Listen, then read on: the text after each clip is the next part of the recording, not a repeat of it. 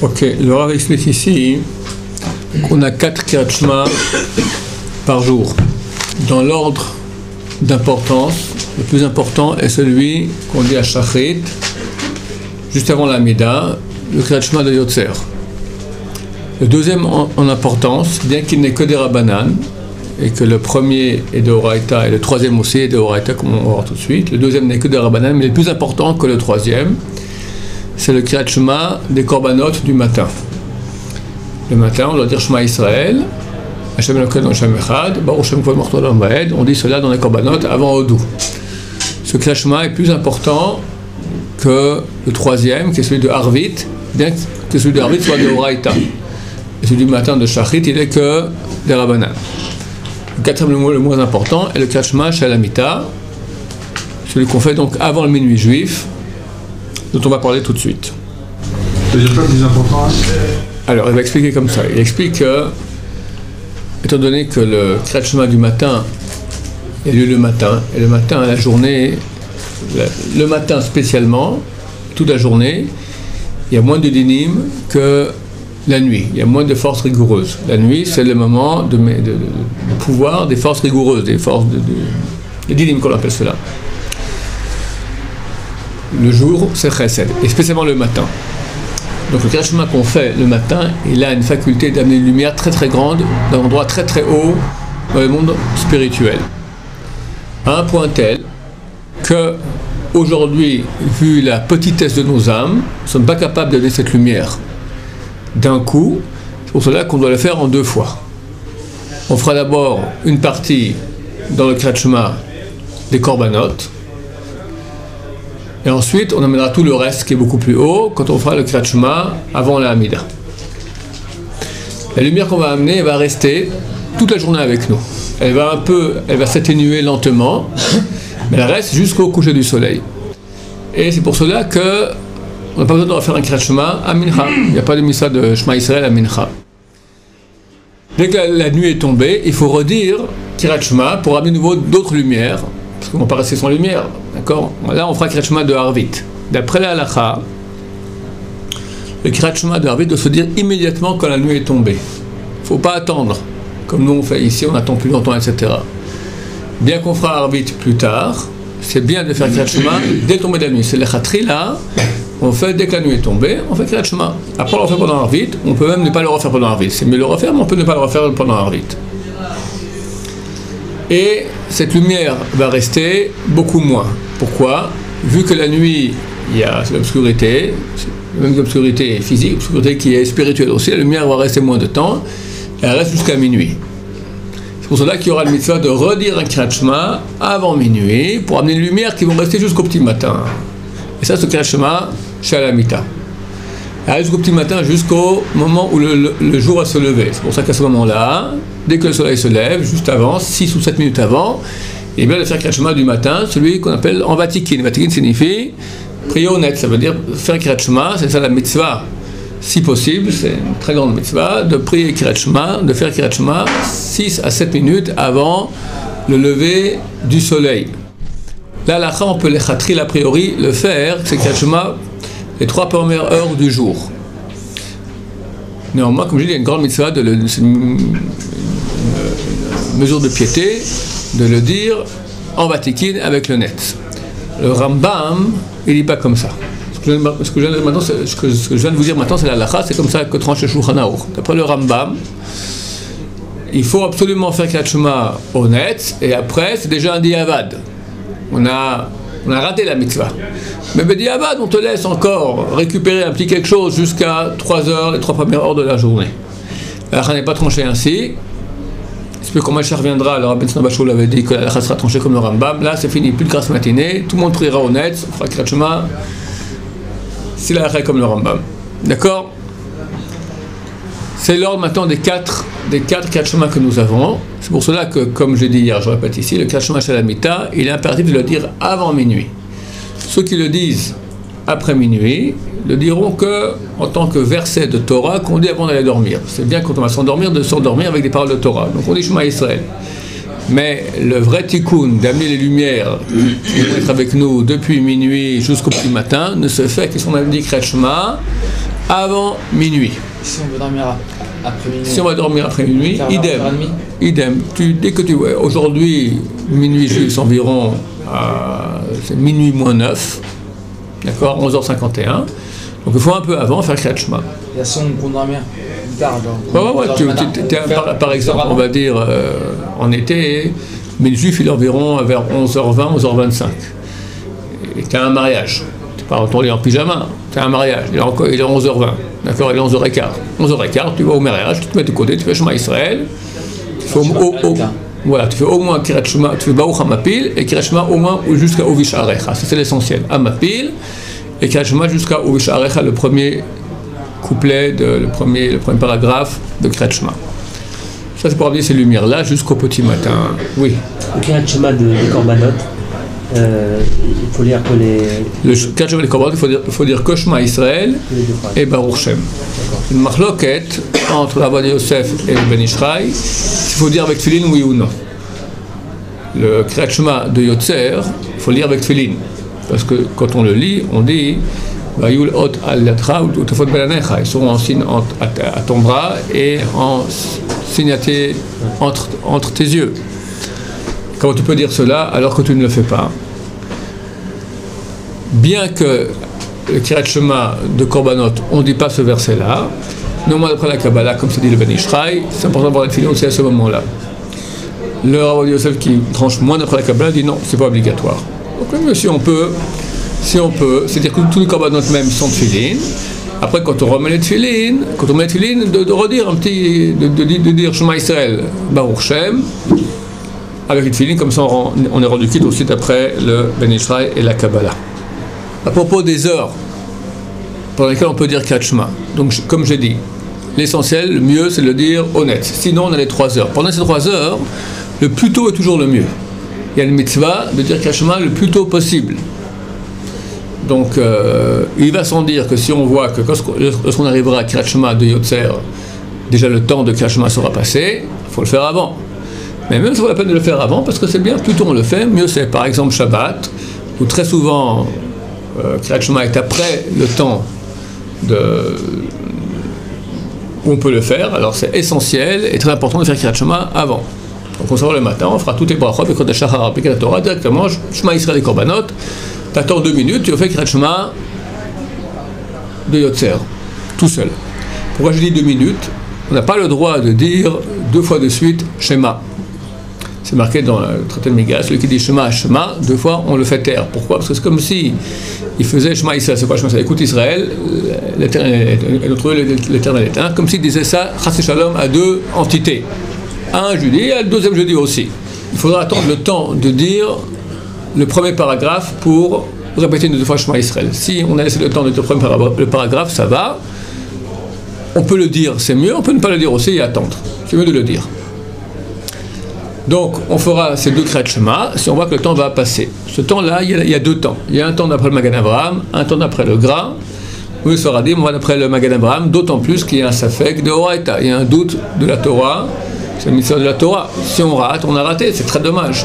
C'est marqué qu'une des raisons pour lesquelles le temps a été détruit, c'est parce que on ne disait pas Kriyat Shema matin et soir. Et beaucoup de Bachurim, Ben Azmanim, allègrement, ils ratent la mitzvah du Kriyat Shema le matin, parce qu'ils se lèvent après le temps. C'est très très grave, c'est très très mauvais. Le temps, c'est marqué que s'il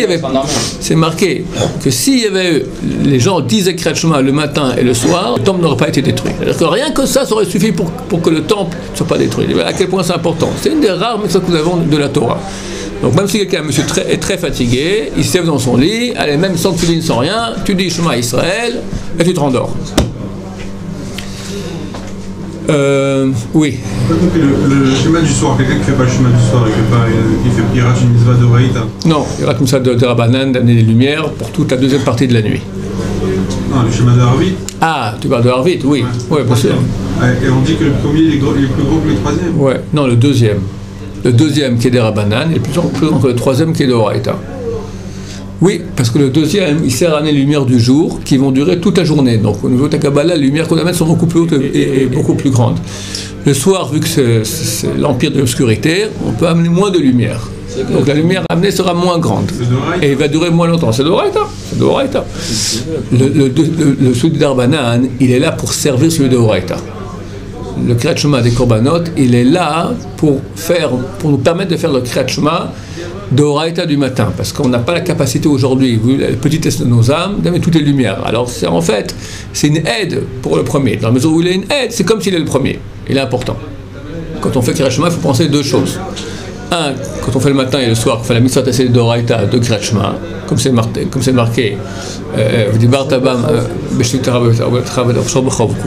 en te levant, en te couchant. Et deuxième mitzvah, qu'on fait la mitzvah de Yichud Hashem, d'unifier Hashem, dire qu'il est un. Attends, qu'est-ce qu'on est pensé qu'il faut penser, qui sont nécessaires, sans qu'on n'est pas rendu quitte, ce sont les pensées suivantes. Shema Israël, ça signifie, Shema signifie pas écoute, dans le genre j'entends. Et comme on dit en français aussi en hébreu, j'entends dans le sens je comprends ce que tu dis. Quelqu'un m'explique une chose, oui, j'entends, je répète 4 fois j'entends. Et c'est bien que j'entends. J'entends signifie en français, je comprends. Deuxième mot qu'il faut penser quand on dit Shema, et accepte cela. Comprends et accepte cela Israël. Israël, on parle à nous, une personne d'Israël. Entend, c'est-à-dire comprend et accepte Israël. Quoi? Deux choses. Première chose, Hachem, Elokeinu, l'Éternel est notre Dieu. C'est quoi l'Éternel? Il faut penser Adonakol, maître de tout. Hayahu qui était et sera. Elokeinu signifie c'est le tout-puissant. Si on pense tout-puissant, je pense que ça suffit. En hébreu, ils disent qu'il faut penser un peu plus de choses, mais ça revient tout à peu près la même chose. C'est marqué. Oui, tout-puissant à nous, tu as raison. Tout-puissant, d'abord j'explique le mot tout-puissant. C'est quoi tout-puissant? En hébreu, c'est Takif Balakorot Kulam. Takif signifie puissant. Balacholet qui a tous les pouvoirs. Balakorot Kulam qui maîtrise toutes les forces. Mais quelqu'un qui est puissant, qui a tous les pouvoirs et qui maîtrise toutes les forces, non, c'est le tout-puissant. Donc je pense qu'on peut penser cela en français, tout-puissant. Ça c'est Elohim. Elokeinu, c'est la forme conjuguée à notre Dieu. D'accord? Donc c'est notre tout-puissant, c'est-à-dire qu'on jouit de sa part d'une providence spéciale. Am Israël jouit d'une providence spéciale de la part d'Hachem. Deuxième chose, Hachem, ce même Hachem qui est Adonakol Ayovaveye, qui est Adonakol, maître de tout, qui était Esra, Ehad, il est un. Quand on pense qu'il est un, il faut penser qu'il est un, unique, et il n'y en a pas d'autre comme lui. Comment vous dites Ehad? Et pas Ehad 2, et ni Ehad avec un Zayn à la fin, ni Ehad avec un Kaf, ni Ehad. Ehad signifie en hébreu, il n'est pas un. Possible, on dit Efshar. Comme on dit impossible, I-Efshar ou E-Efshar. Dans beaucoup de Nusraot, de formules de la Bracha Ashar Yatzar, c'est pas marqué I-Efshar, c'est marqué E-Efshar. E signifie non. Ehad, il n'est pas un. Il ne faut pas dire Ehad, non. Ehad, il ne faut pas rallonger le E, il faut rallonger le A. La vérité, c'est marqué qu'il faut rallonger le D. On ne peut pas rallonger un D. Le vrai D est Dalet Sodi comme un TH anglais. Nous, Français, on n'a pas trop l'habitude de le dire. Et ceux qui le disent très souvent se trompent et disent un Z. Echaz. D'accord. Echaz, c'est faux. On n'a pas fait la mitzvah. Celui qui peut rallonger un TH alors qu'il fasse un signe, mais attention de ne pas se tromper. Vu qu'on ne sait pas, et nos frères Ashkenaz non plus ne savent pas comment on fait cela, donc les grands poskim ont dit on rallonge maintenant le A. Ehad. Et on finit pas Ehad 2, comme il y en a qui font, parce qu'en France, en hébreu, on ne dit pas Ehad 2, Ehad, Shtaim, Shalosh. On compte en hébreu. 1, 2, 3, on ne dit pas Ehad 2, Shtaim, Shalosh. D'accord? Alors, Ehad. Faites avec un D, pas avec un 2. Je reviens à l'explication du mot 1. Hachem, il est 1. 1. Unique, Echad Yachid Umuchad, 1. Unique, Umuchad, spécial dans son unité. D'accord? Il sera bien de penser, ça c'est le minimum de la pensée qu'on doit avoir. Si on n'a pas pensé ça, on n'est pas rendu quitte. Après, comme j'ai dit, il y a une marloque, une divergence d'opinion, s'il faut penser ce qu'on dit, enfin, si on n'a pas pensé, on est rendu quitte ou pas.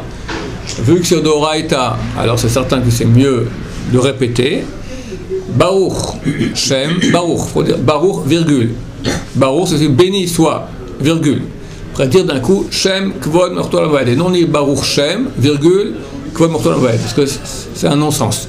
Baruch, virgule, Shem, le nom, Kvod Malchuto, de son règne, de la gloire de son règne, Laved pour l'éternité.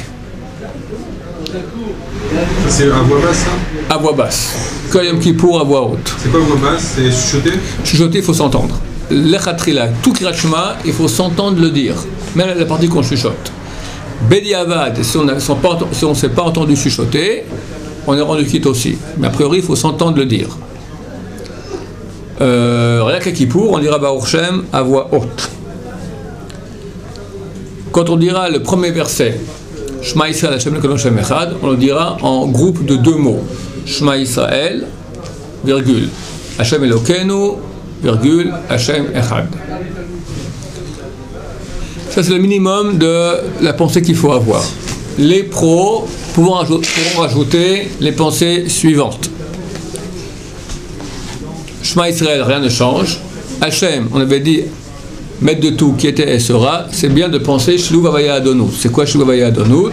C'est intercaler dans le nom Yud Ke Vav Ke, intercaler le mot Adonut. Adonut, c'est Aleph, Dalet, Nun et puis Yud. Donc, Ado et puis Naï. Donc, on pensera Yud Ke Vav Ke, on mettra dedans Aleph, Dalet, Nun et puis Yud. Comme ça, donc ça nous fait Yud, Aleph, Hey, Dalet, Vav, Nun, Hey et puis Yud. C'est bien de penser ce nom-là, sans pas l'avoir d'un coup, on peut le penser lettre après lettre, ou par deux lettres, ou par trois lettres. Non, on ne veut pas l'écrire. Alors le voir, ça suffit. Le voir, ça suffit.